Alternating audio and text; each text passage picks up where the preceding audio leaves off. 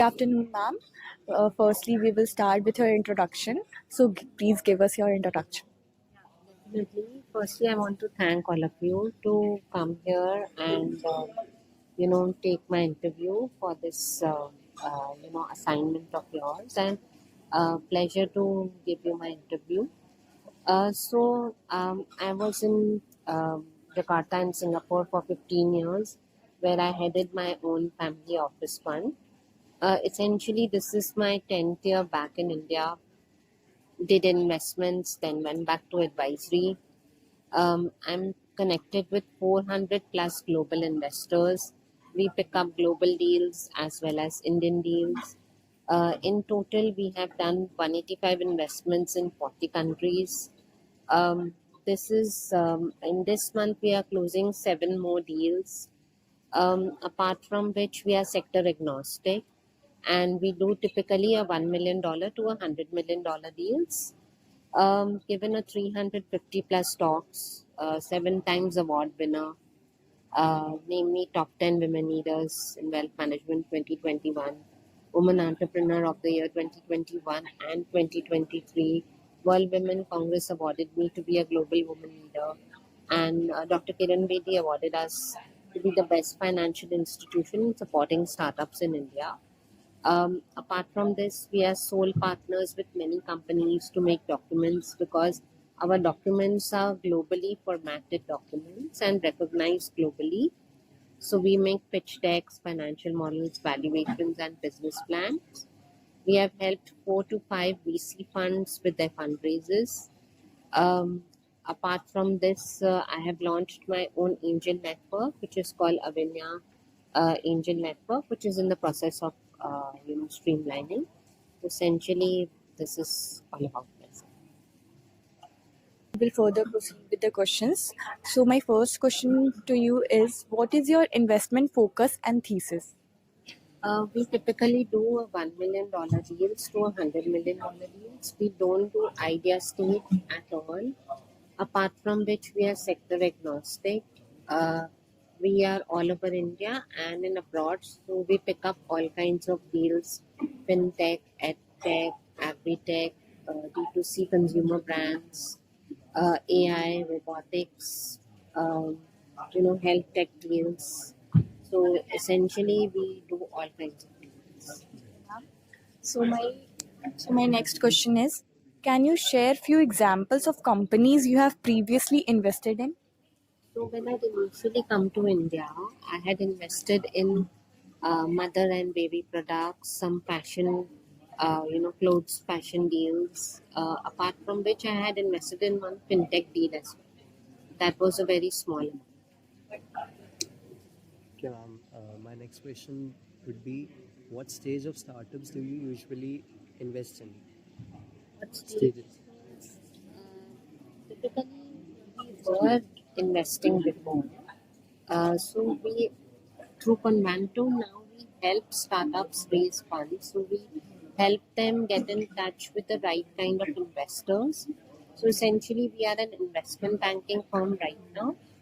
Through our angel network, we help deals which are pre-revenue, which need a small amount of funding, and they need to just start off and require some funding. So that is about starting with 50 lakhs to 1 crore. In this one, in Convanto, we do 1 million to 100 million. So this is essentially how we do. Okay, ma'am. The next question is, ma'am, what value beyond funding do you bring to the companies you invest in? So we groom the founders a lot. Now, what happens is there are lots of startups, mid-size, large-size companies that have revenue, that don't know what to do with the revenue. They don't know how to expand, how they can get a VC fund on board with them. So we educate them that you need a private limited company, you need 2 to 3 founders. We help them with their pitch decks, financial models, valuations, so that when they go to the investor, they don't waste time of the investor We educate them how to speak with the investor as well. Apart from which, we help them with their fundraisers. We help them post fundraise also, with whatever requirement they have.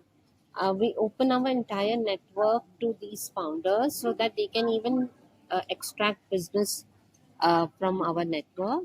For some founders, we have made videos and posts tagging them so that they can get business. So it's like an influencer marketing as well that we have done for them. Uh, so this is, we bring a lot of value add because uh, you know we have made strong relationships with the MDs of these funds. So when we bring a company to them for fundraise, uh, it is bound to happen that the deal will close. And apart from which, it's our 25 years relationships with these funds that help us get the investments faster than how if a founder would directly go to the investors. So, ma'am, my next question is, how involved do you like to be with the companies you invest in? So, like I said, currently we are running an investment banking firm, but we are totally involved whether we are investing or helping them raise funds because we handhold them with the entire process uh, from end to end with the documentation, with the investments, with their marketing issues, with advising them how to go about. If some founders don't know how to manage the money, we explain them how to manage the money. So we impart a lot of value add that way to them so that they can also get the investments and we can also cater to their needs. Of course, they have to sign up with us for that. So, my next question is, ma'am, what is your diligence process like? We have an entire so when we pick up a deal, we do some due diligence on the founders. We do check whether they have LinkedIn profiles, whether their website is running, whether actually the founder exists, because a lot of fake cases are coming also who are wanting funding, but there is no profile. The founder doesn't exist. The startup is like having just 4 team members. So we are very cautious when we pick up a deal. Apart from which, we also check whether the deal is doable or no before we say a yes to them. So these are some of our processes. But further, the uh, stronger processes of due diligence are done by the funds who want to invest. So we provide the founders an entire help with the due diligence process so that they can actually pass through that process and get the funds that they need. So, ma'am, can you provide reference from entrepreneurs you have worked with? See, there are a lot of testimonials about, I think, 200 plus on my website, and there are a lot of recommendations written on my LinkedIn. So, anybody who just Googles my name or go to these through platforms, they will see everything about, uh, you know, uh, what is written about me. Now, if you want me to self praise myself, I can. That entrepreneurs write a lot of good things about me because I do get the work done.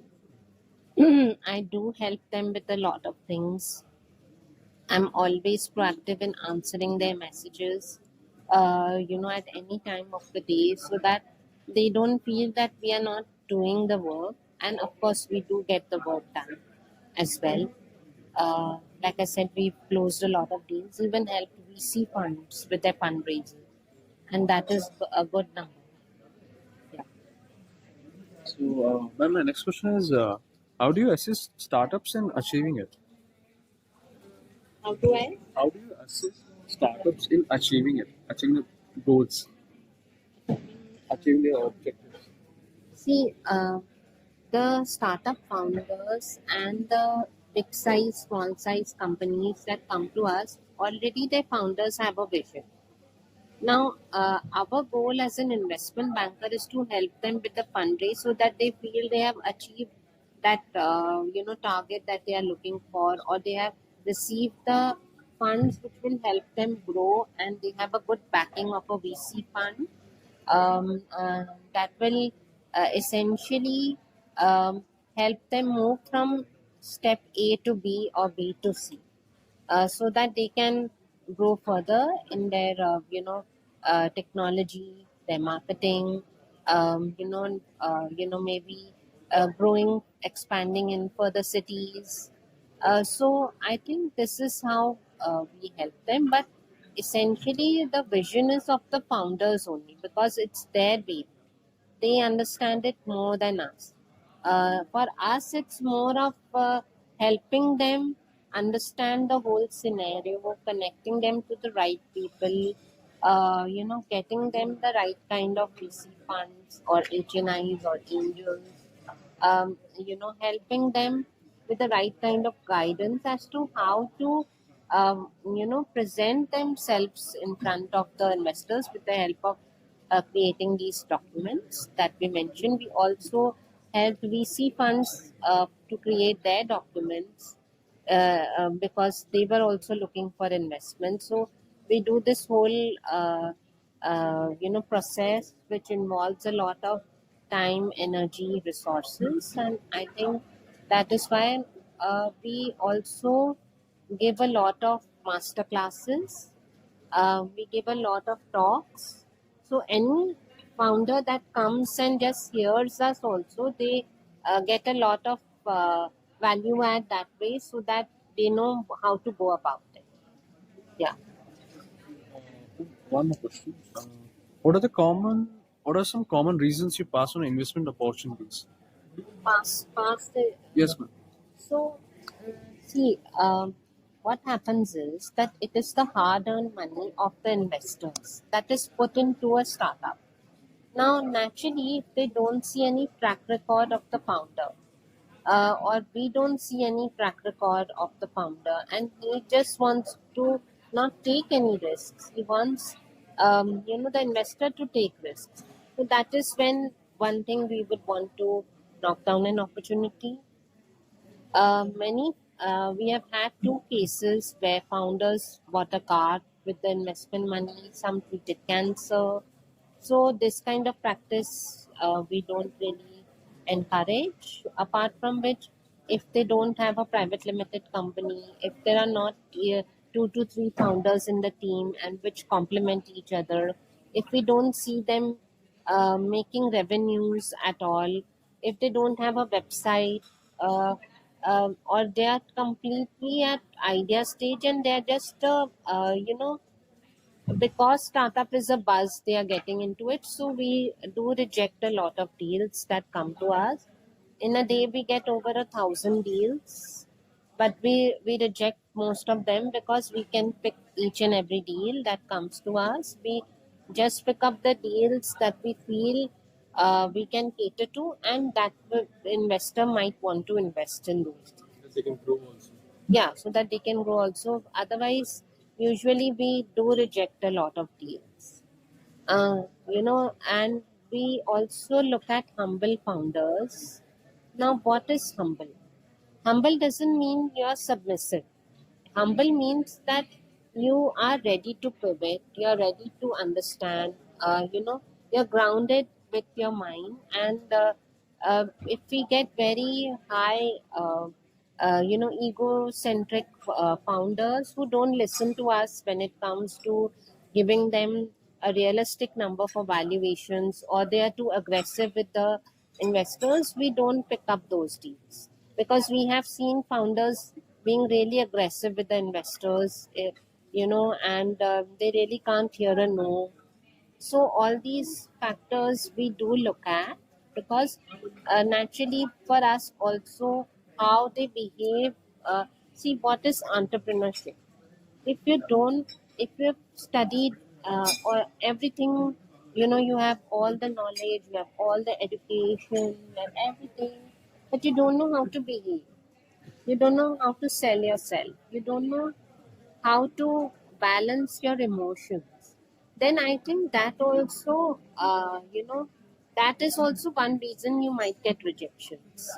It's not only that, every time it's about, uh, with adding so many other factors, like what is the technology that they are bringing to the table. Is there, the team has a drive on you.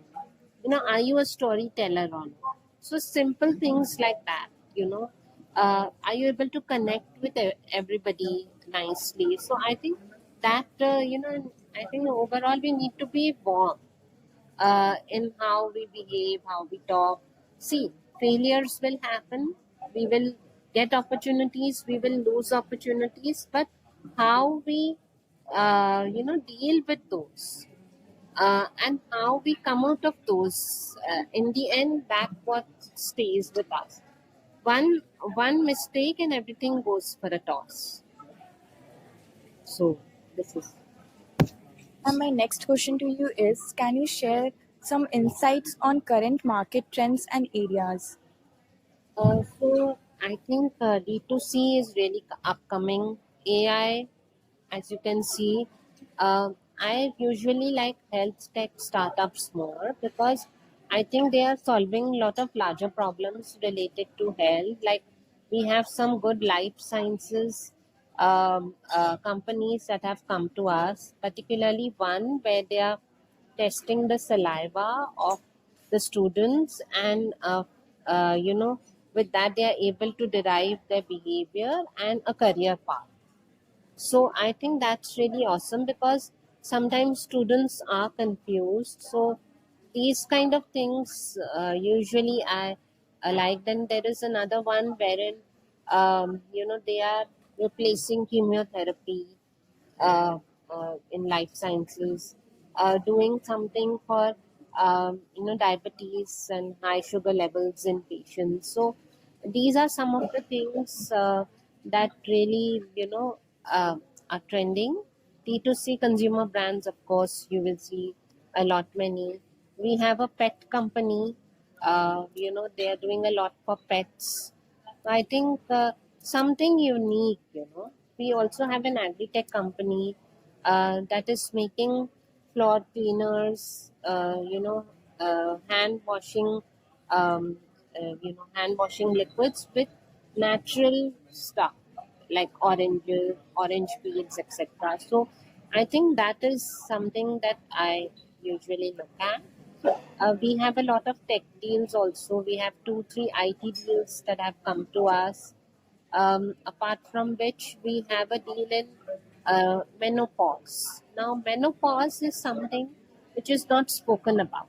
So they have created this Ayurvedic medicine, to help women with pre symptoms before that, and then the symptoms after that.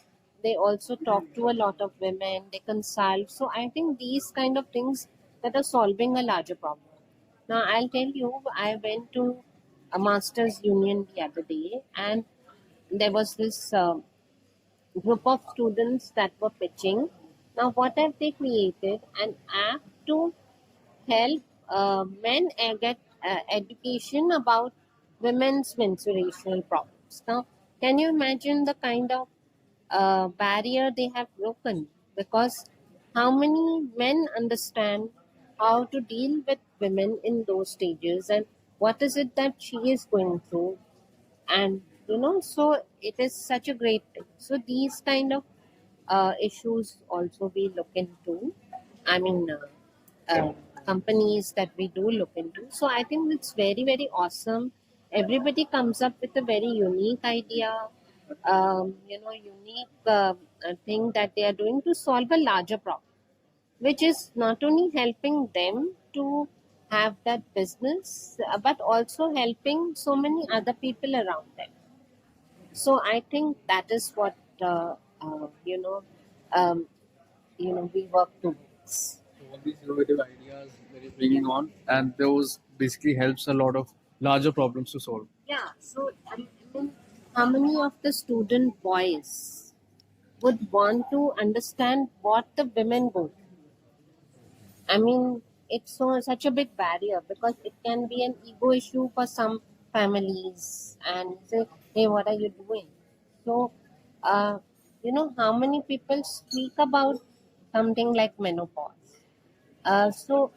These things. So we also, saw a lot of, children making devices which can help safety for women. And there's so many things that are there, like unique things that one comes up with. And, robots. Have you seen now the robots can actually fertilize your plants, and there are some that are serving food, and also I think it's really innovative, and something that is innovative, of course we look forward to, and of course we cater to all kinds of startups. So anybody who wants to come to us, we are always happy. Ma'am, thank you so much for your valuable time. Thank you, ma'am.